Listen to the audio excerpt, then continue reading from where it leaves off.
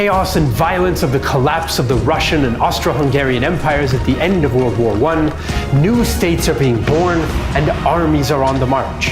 Kiev is at the center of the tragedy, as armies of Ukrainian and Polish nationalists, Bolshevik revolutionaries, and White Russian counter-revolutionaries struggle for control of the territory of modern Ukraine.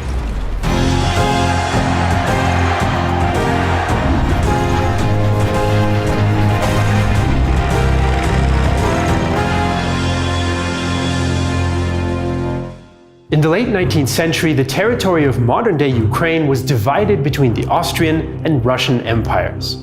Its inhabitants spoke many languages, including Ukrainian, Russian, Polish, German, Yiddish, Tatar, and others. Throughout the 19th century, Ukrainian speakers came under pressure to adopt other languages like Russian, Polish, or German, especially since higher education and career advancement were often only available in those languages. Most Ukrainian speakers didn't play leading roles in the bureaucracy or politics of either empire. The majority were peasants who worked the land, which was mostly owned by Polish or Russian landlords, or Polonized or Russified Ukrainian landlords. On the Russian-controlled side, most people in cities like Kiev and Kharkiv spoke Russian, which in some cases did not necessarily mean that they considered themselves to be ethnic Russians, since in Central and Eastern Europe, language was not the only factor in national identity. As in many other parts of Eastern Europe, a Ukrainian nationalist movement began to gather strength in the 19th century. Poets like Taras Shevchenko and Ivan Franko, historian Mikhailo Hrushevsky, and the Greek Catholic Church all contributed to the growing sense of modern Ukrainian identity. Hrushevsky in particular developed a historical narrative of a Ukrainian national history dating back to the medieval Kievan Rus, in opposition to the Russian claim that Russia had inherited the historical continuity from that medieval state. There were obstacles for Ukrainian nationalists, though. Many peasants were illiterate, the concept of modern nation-states was new to them, and the Russian Empire suppressed the Ukrainian language since the authorities worried that a Ukrainian identity might turn people against the Tsar. The 1876 Ems Ukaz was a secret decree that banned new publications, public performances, or the import of works in the Ukrainian language, and many Russian thinkers considered Ukrainians to simply be, as they put it, Little Russians. In late 19th century Austria-Hungary, on the other hand, authorities allowed Ukrainian to be used in public life and the education system. Only after the 1905 revolution did Russian authorities allow some limited freedom for Ukrainian expression, which helped spur an independence movement and a national revival. By 1907, journalist Wilhelm Feldman commented on the phenomenon. The 20th century has seen so many nations rise from the ashes, but there are few cases of rebirth so rapid and energetic as that of the Ukrainians of Austria. Their unexpected and vigorous growth is mostly the result of self-help and hard-fought gains. The Ukrainian independence movement was small but growing when two events changed its course in 1914. In March 1914, the Tsarist government refused permissions for Ukrainians to celebrate the centenary of the birth of Ukrainian nationalist poet Taras Shevchenko. This caused an increase in national feeling amongst the Ukrainians. The other event, of course, of 1914 to impact Ukrainian desires for national determination was the outbreak of the First World War. Modern Ukrainian territory, especially then Austrian Galicia, suffered terribly from the fighting in 1914 and 1915. Ukrainians fought on both sides, and 28,000 volunteered for the Austro-Hungarian army. But both empires feared that Ukrainians might be loyal to the other side. Austrian authorities suspected Ukrainians of spying for the Russians, so they interned tens of thousands in camps and executed many thousands more. At the same time, Austria-Hungary tried to drum up anti-Russian feelings among the Ukrainians inside the Russian Empire, and supported the creation of the Union for the Liberation of Ukraine. The Russians further clamped down on the use of the Ukrainian language and cultural institutions. As the war went on, Russian dissidents like Vladimir Lenin paid close attention to the aspirations of minority groups like the Ukrainians. Lenin felt that they might help bring down the hatist Tsarist system, but he still believed that Ukraine should remain a part of a single Russian political and economic unit. Still, before the February 1917 revolution, he firmly saw any minority movements as potential allies. We would be very poor revolutionaries if, in a great liberating war of the proletariat for socialism, we were unable to utilize every national movement against separate negative forms of imperialism in order to sharpen and broaden the crisis. In reality, Lenin knew little about Ukrainian affairs and assumed, as did many other Russian intellectuals of all political stripes, that Ukrainians felt attached to so-called superior Russian culture and economic might. When the February Revolution in 1917 replaced the Tsar with a weak Russian republic, Ukrainian nationalist groups saw their chance for an independent Ukraine. On March 17, 1917, the day after the Tsar's abdication, the Society of Ukrainian Progressives announced the creation of their own governing council, the Central Rada, chaired by Mikhailo Khrushchevsky. The Rada's plan was to govern Ukraine as an autonomous member of a future Russian federal system, which did not yet exist and was not in the plans of the new Russian government in St. Petersburg. Instead, the Russian government suggested autonomous administration for Ukraine that excluded the industrial regions of Donbass and the Black Sea coast. The Rada rejected the proposal and announced their intention to pass their own laws. Let Ukraine be free, without separating themselves entirely from Russia, without severing connections with the Russian state. Let the Ukrainian people in their own land have the right to order their own lives. Let law and order in Ukraine be given by the all-national Ukrainian parliament elected by universal, equal, direct, and secret suffrage. From this day forth, we shall direct our own lives. In the ensuing Russia-wide elections, which were dominated by the question of land reform, the Ukrainian Socialist Revolutionary Party gained a convincing victory with majority peasant support. Although the USSR was allied with the Russian Socialist Revolutionary Party, they wanted an independent path for Ukraine. At the Kharkiv Peasants' Congress in May 1917, a USSR delegate referenced the Ukrainian Cossack state's 17th century fight against the Polish lords. 300 years ago, we rose up against the Pans and took everything into our hands. We lived prosperously and free. Schools developed. Ukraine was an enlightened region, and from us, learned people went to Muscovy. And what do we see now? 13 literates in 100 people. We have not gone forward, but backward. Ukraine needs Ukrainian schools. The Ukrainian language has to enter the middle schools and universities. Ukraine ought to govern itself, to conduct its own business with its own Rada in Kiev. But not all people living in Ukraine supported independence and national development. In urban areas, there were far more Poles, Russians, and Jews who mostly opposed the nationalist movement. Only 10% of city votes went to pro-Ukrainian parties. The Bolsheviks voiced ambiguous support for the Ukrainian cause in an attempt to win over voters, but they only received about 5% support in Ukraine.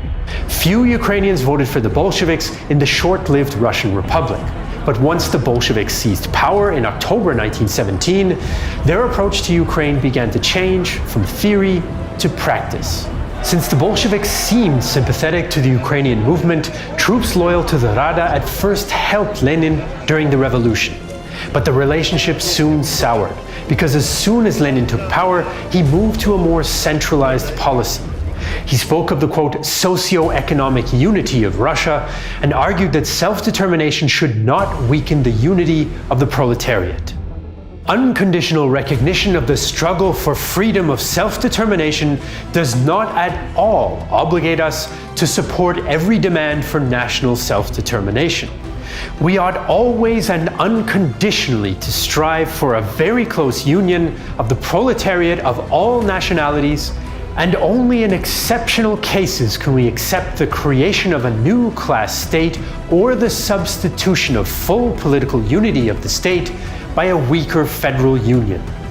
fellow Bolshevik Joseph Stalin opposed significant autonomy for Ukrainians and other peoples in the former Russian Empire, since he feared that those regions might come under imperialist influence. We are against the separation of the border regions from Russia, since separation would here involve imperialist servitude for the border regions, thus undermining the revolutionary power of Russia and strengthening the position of imperialism. As the Bolsheviks' violent takeover became clear, the Rada changed its position. On November 6, 1917, the council declared itself opposed to the October Revolution and vowed to defend itself, which it did during a Bolshevik-inspired uprising in Kiev the very next week. On the 19th, the Rada declared the creation of the Ukrainian People's Republic, or UPR, but it also said that it did not want complete separation from Russia and was willing to become a part of a future Russian federal system. Still, it minted its own currency and flew its own blue and yellow flag, although the colors were reversed compared to the modern version. The Bolshevik reaction came on December 16th. Lenin sent the Ukrainian government an ultimatum. He recognized the right of the Ukrainian People's Republic to exist, but also accused it of, quote, a two-faced bourgeois policy and assisting anti-revolutionary forces. Lenin also demanded security guarantees, which included supporting the Red Army. If the Ukrainians did not agree in 48 hours, there would be war. The UPR refused to comply. It is impossible to recognize simultaneously the right of a people to self-determination, including separation, and at the same time to infringe roughly on that right by imposing on the people in question a certain type of government. On the territory of the Ukrainian People's Republic, all power belongs to Ukrainian democracy, and therefore any attempt to overthrow that power by force will be met by force.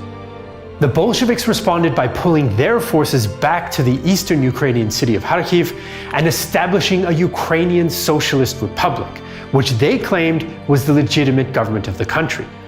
In late December, they launched an offensive on Kiev, which included some Ukrainian peasants who supported the Bolsheviks' more radical ideology. Pro-Bolshevik uprisings broke out in some cities, and in January and February 1918, the Red Army captured Odessa, Mykolaiv, Dnipro, and Kiev. The Rada government fled to Zhytomyr, but the UPR had been defeated. The creation of the UPR was a culmination of the Ukrainian nationalist dream, but it was also smart politics. As an independent state, it could enter into treaties with other powers, and in 1918, Germany and Austria-Hungary were looking for deals in Eastern Europe. Ukraine had long been considered the breadbasket of Europe because of its fertile soil and high grain yields. By 1918, the Allied blockade of Germany and Austria-Hungary, as well as their own economic mismanagement, meant that the two Central Powers faced extreme shortages of food and hundreds of thousands had died of starvation. So they recognized the UPR and struck a deal. The UPR would provide 100,000 train car loads of grain and seed oils, and the Central Powers granted the Ukrainians the city of Helm. Ukrainian speakers in Austria-Hungary also got improved language rights. But the so-called Bread Peace Treaty was signed the very day that the Red Army marched into Kiev, so the UPR was unable to hold up its end of the bargain. It had lost much of its territory to the Bolsheviks, and it didn't have enough trains and railroads to move so much grain. So the Germans and Austro-Hungarians marched into Ukraine on February 18th. Within a month, they'd cleared out the Bolsheviks, including from Kharkiv and the Donbass. They reinstated the Rada, but the Germans didn't like its socialist leanings, and the Austrians thought it was too slow in delivering the grain, so the Central Powers disbanded it in April. They replaced it with a puppet state called the Hetmanate under Pavlo Skoropadsky. German leaders like General Erich Ludendorff were convinced that the aristocratic Skoropadsky would do their bidding. In Hetman Skoropadsky, we found a man with whom it was very easy to get along. Skoropadsky's regime promoted the Ukrainian language, but also reversed the Rada's land reforms and seized the peasants' grain to send to Germany. The Central Powers' occupation of the country also produced resistance. Numerous armed groups fought against the Central Powers and the Hetman's troops, including famous anarchist leader Nestor Makhno, whose Black Army controlled large parts of eastern Ukraine. When Germany surrendered to the Allies in November 1918, Skoropadsky's days were numbered. The most powerful political force in Ukraine now became the Directory, led by nationalists Volodymyr Vinichenko and Simon Petliura. By December 1918, they'd rallied most of the peasantry and overthrew Skoropadsky. The Directory then reinstated the UPR and the Rada, but kept it more strictly under their control. So as the Great War came to an end, the Ukrainian People's Republic was created in Kyiv for a second time. But meanwhile, other new states were also popping up in the region, which led to still more conflict. The collapse of the Russian Empire, Germany, and Austria-Hungary led to the emergence of a new Polish Republic and a second Ukrainian state, the West Ukrainian People's Republic. Both of these states claimed the linguistically and ethnically mixed former Austro-Hungarian province of East Galicia and its main city of Lemberg. In November 1918, street fighting between Polish and West Ukrainian nationalists in Lemberg escalated into the Ukrainian-Polish War of 1919. Poland was by far the stronger of the two states, all the more so because it enjoyed the support of the Allies in its war against Bolshevik Russia. The head of the Ukrainian delegation at the Paris Peace Conference, Arnold Mangolin, expressed his frustration. The Americans are as uninformed about Ukrainians as the average European is about numerous African tribes. With more numerous, better trained and better equipped Polish forces facing the Western Ukrainians, the WUPR asked the UPR for help, and on paper, the two Ukrainian republics united in 1919. In practice, they didn't cooperate, since the WUPR's main enemy was Poland and the UPR's main enemy was Bolshevik Russia. Since Poland was also fighting against Bolshevik Russia, the UPR was not in a hurry to join West Ukraine's war. By May 1919, Polish forces defeated the WUPR army and established control of East Galicia. The West Ukrainian state had been crushed by Poland in mid-1919. Meanwhile, the Kyiv-based UPR was still fragile after being re-established by the Directory, when the front lines of the Russian Civil War arrived on Ukrainian soil. The Civil War tearing apart the former Russian Empire also saw numerous armed forces fighting in Ukraine, which turned into a primary battlefield for all sides. There were Bolshevik revolutionaries, white counter-revolutionaries, anarchists, peasant movements, and Allied intervention forces. Bolshevik leadership was divided on where to concentrate its forces in late 1918 and early 1919. They did launch an offensive to recapture Kharkiv and re-establish the Ukrainian Socialist Republic, and they also hoped that by advancing in Ukraine, they might be able to open a corridor to support the struggling Hungarian Soviet Republic. Red Army commander Vladimir Antonov-Ovseyenko was so frustrated at the lack of reinforcements for his offensive against Kharkiv that he went above his superior's head to Lenin directly. Vladimir Ilyich, they called to us from Ukraine. The workers everywhere welcomed the Bolsheviks. They cursed the Radists. But the Radists triumph thanks to our inaction and are being quickly organized. In such circumstances, I have resolved to go forward. At the moment, with our naked hands and with courage, it is possible to take what later will have to be taken with bloodshed. Antonov-Ovseyenko also pushed Lenin to allow a separate Ukrainian Communist Party to announce itself before the invasion to add legitimacy to Bolshevik aspirations in Ukraine.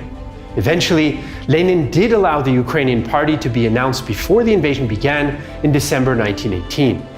The Red Army took Kharkiv in January, Kyiv in February, and clashed with French and Greek troops who'd entered southern Ukraine, only to leave again in April 1919. Once again, the Bolsheviks formed a new state, the Ukrainian Socialist Soviet Republic. Bolshevik forces now began to implement land collectivization, often earning the ire of peasants who resented communal ownership. But once again, this state would not last long either. The anti-revolutionary White Russian Army burst out of southern Russia in May 1919 and marched into Ukraine. General Anton Denikin's troops took Kharkiv and Donbass in July, and most of the rest of the country in August. And they planned to keep Ukraine as part of a reformed Russian Empire if they could win the civil war. As rival armies marched across Ukraine, terror often came in their wake. Much of this was directed against the Jewish population of the region, who often faced persecution from all sides.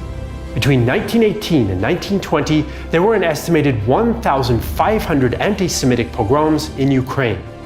Much of the killing was done by the White Russian Army and the forces of Ukrainian nationalists, but the Red Army and Polish Army also participated to a lesser extent. Both the Directory and the Whites associated local Jewish populations with Bolshevism, with deadly consequences. More than 100,000 Jews living in Ukraine were killed during this period. Civil war had already devastated Ukraine when the White Russians conquered most of the country in summer 1919, and the future of an independent Ukraine looked bleak. The only certainty was more war.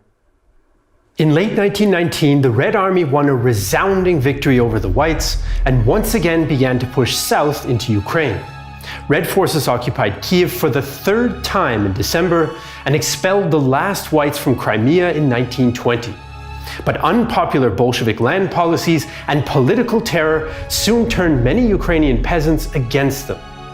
Ukrainian communist Volodymyr Zatonsky later recalled how many peasants wanted a socialist society, but without the type of communism that the party was forcing upon them. We submitted ourselves to elements of the peasantry who, although very much sympathetic to Bolshevism, were nonetheless very suspicious, to say the least, of communism. Previously, the Bolsheviks had said, "Arm yourself, beat the landlord and seize his land." The communists now say, "Give the state your bread, subject yourselves to discipline, give us your weapons." It is no surprise that they turned against us with almost the same ferocity with which they had risen up against the Hetman and Pietlura. To add to the destruction in Ukraine, in spring 1920 the Polish-Soviet War boiled over when Polish forces attacked the Red Army and advanced all the way to Kiev. Ukraine's Szymon Pietlura, who had fled to Poland after his defeat by the Red Army, led his few remaining Ukrainian troops alongside the Poles. Pietlura's support for the Polish state that had defeated the West Ukrainians caused great resentment among some other Ukrainian leaders, like former Directory member and socialist Vinichenko. Pietlura is an unhealthily ambitious maniac, soaked up to his ears in the blood of pogromized Jewry, politically illiterate, a pernicious and filthy gladiator slave of the Entente. But Polish success in Ukraine was short-lived. The Red Army launched a counter-offensive in June 1920, retook Kiev, and pushed the Poles all the way back to Warsaw. The resulting peace treaty in 1921 left most of today's western Ukraine in Poland, and the rest under the control of Bolshevik Russia. Lenin now hoped to attract the Ukrainian people to his cause, and did not repeat the intense Russification policies of the previous Ukrainian Socialist Soviet Republic, at least for a while. He allowed a degree of Ukrainian national identity to be expressed as long as this was tied closely to international socialism. He also renewed his contradictory approach to self-determination. He officially allowed the recognized Ukrainian Soviet government to secede from Russia if it wished, but vehemently advised against it. We are opponents of national animosity, national differences, national peculiarities. We are internationalists. We strive for a close union and complete amalgamation of all workers and peasants of all nations of the world in one world Soviet Republic. Stalin, on the other hand, had more practical concerns about Ukraine's strategic value. Central Russia, that hearth of world revolution, cannot hold out long without the assistance of border regions which abound in raw materials, fuel, and foodstuffs. It didn't take long for even the paper autonomy of the Ukrainian Communist Party to disappear. The Red Army absorbed the armed Ukrainian communist units in May 1920, and the party's Central Committee took over the administration of Ukraine and abolished the Ukrainian Foreign Ministry. The Russian Communist Party justified its decision this way. The foreign policy of Ukraine has not and cannot have any interests different from Russia, which is just such a proletarian state as Ukraine. The heroic struggle of Russia in full union with Ukraine on all fronts against domestic and foreign imperialists is now giving place to an equally united diplomatic front. In 1922, Soviet Ukraine became one of the 4 founding republics of the USSR, along with Russia, Belarus, and the Transcaucasian Federative Republic. In theory, these republics had the right to secede from the Union, but not in practice. Paul Kubitschek described the transformation of Ukraine from 1917 to 1922. Communism created a new economic and social order, and instead of a political system in which one person ruled with the assistance of a secret police and a giant, unwieldy bureaucracy, the Bolsheviks established a political system in which one party ruled with the assistance of a secret police and a giant, unwieldy bureaucracy. Ukraine emerged from war, chaos, and famine in 1922 without an independent state, despite multiple attempts at gaining their independence. Well over 1 million inhabitants of Ukraine had died. Only in 1991 would Ukraine leave the Soviet Union and establish an independent republic, readopting the yellow and blue flag outlawed for more than 70 years.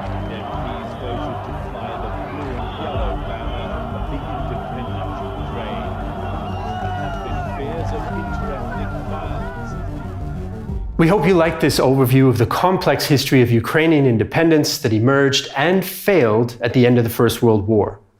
Of course, a tragic chapter in Ukrainian history is unfolding right now before our eyes with Russia's invasion of Ukraine. And a distorted version of Ukraine's history has been used to try to justify it. Millions of people have been displaced by this war of aggression, and thousands have been injured or killed.